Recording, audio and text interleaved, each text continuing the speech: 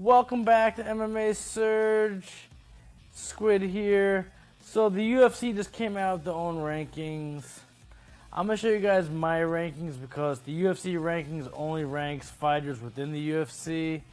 I'm going to give you my rankings on fighters in every organization in the world. So I'll show you my top 10 and let you know who's the best in every weight class.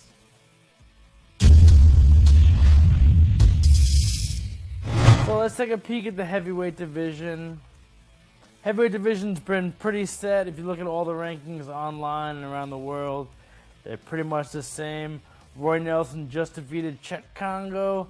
He pretty much secured himself a spot in the top 10. Also, Frank Mir lost to Daniel Cormier, but a loss to Cormier doesn't really change anything. He stays in the 7th position and doesn't move.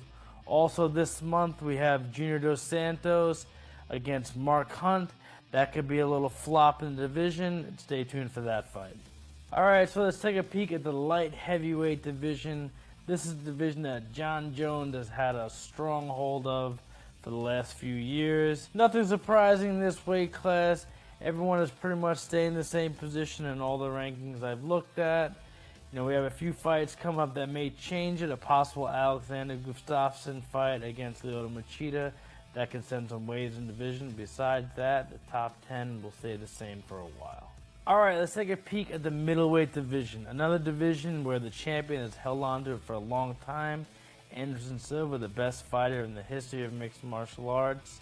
A lot of people have Vitor Belfort ranked second. I have Chris Weidman ranked second. I think he's a better fighter than Vitor Belfort. I think he may be the guy that can beat Anderson Silva. Also this month, we have Vitor Belfort against Luke Rockhold, which is a really good fight. Luke Rockhold was the Strikeforce champion.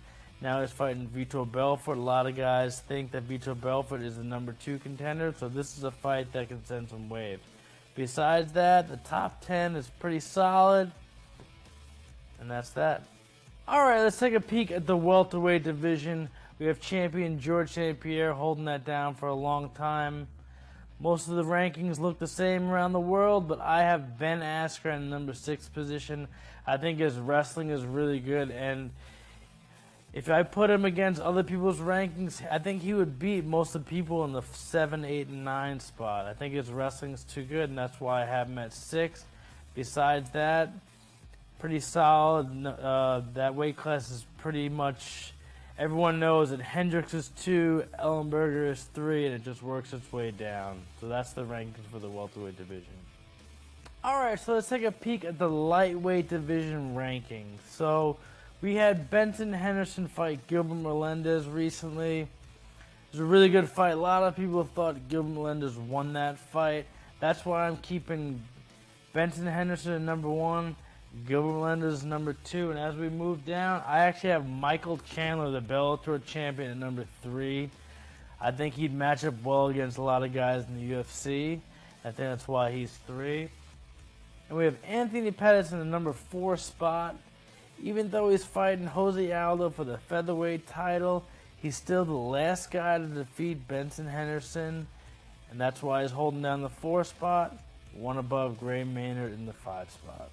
Alright, so let's take a look at the featherweight division.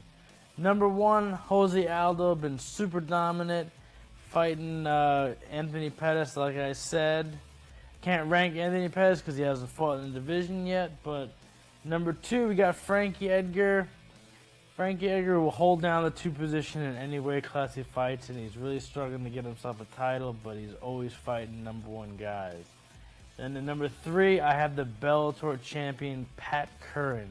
A lot of people don't have him ranked this high, but I think he would do very well. I actually think he can give a lot of trouble to Jose Aldo. If he can break away from his contract and come up with the UFC, I think he'd be an immediate contender for that title. Then 4 and 5, Clay Guida and Chad Mendes. Those are guys I think they're going to struggle unless Jose Aldo moves up to the 155-pound division. They're not going to win themselves a title, and they're going to be kind of in this limbo state. Alright, let's take a look at the bantamweight division rankings. Maybe a shocker to some of you guys, but I have Bibiano Fernandez, the ONE FC and Dream Fighter, in the number 1 position. holding a tight spot over the interim champion, Renan Barão. Dominic Cruz, the current UFC bantamweight champion, would be ranked number 1 on my rankings, but he hasn't fought in a long time. Until he fights and proves that he's healthy enough to fight, he's off these rankings because he's inactive, and we keep Bibiano Fernandes at number 1. And we're going to talk about the one female division that's within the UFC, the bantamweight division, the 135-pound weight class. With champion Ronda Rousey at number 1. We recently had Kat Zingano beat Miesha Tate. She's moved herself into the number 2 position. She'll be fighting for the title. She's on the TUF 18 with the co-ed season. And at number 3, we have Sarah McMahon, who recently defeated Sheila Gaff by TKO and moved herself into the 3 spot, waiting for that title with Ronda Rousey. Alright, and here are my pound for pound rankings.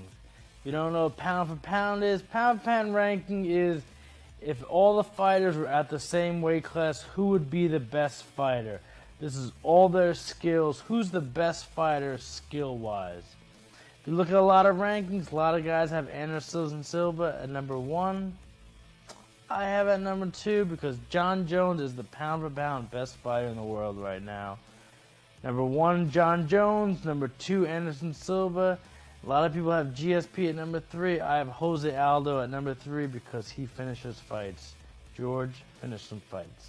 Alright, and this might be a shocker to some of you, but we have Ronda Rousey at number 7. Like I said, pound for pound shows who has the most amount of skills. If we're all the same weight class, if we're all, maybe if Ronda Rousey was a man, what she would do against guys, she would armbar them. There's no other fighter in the world that armbars every fighter they defeat.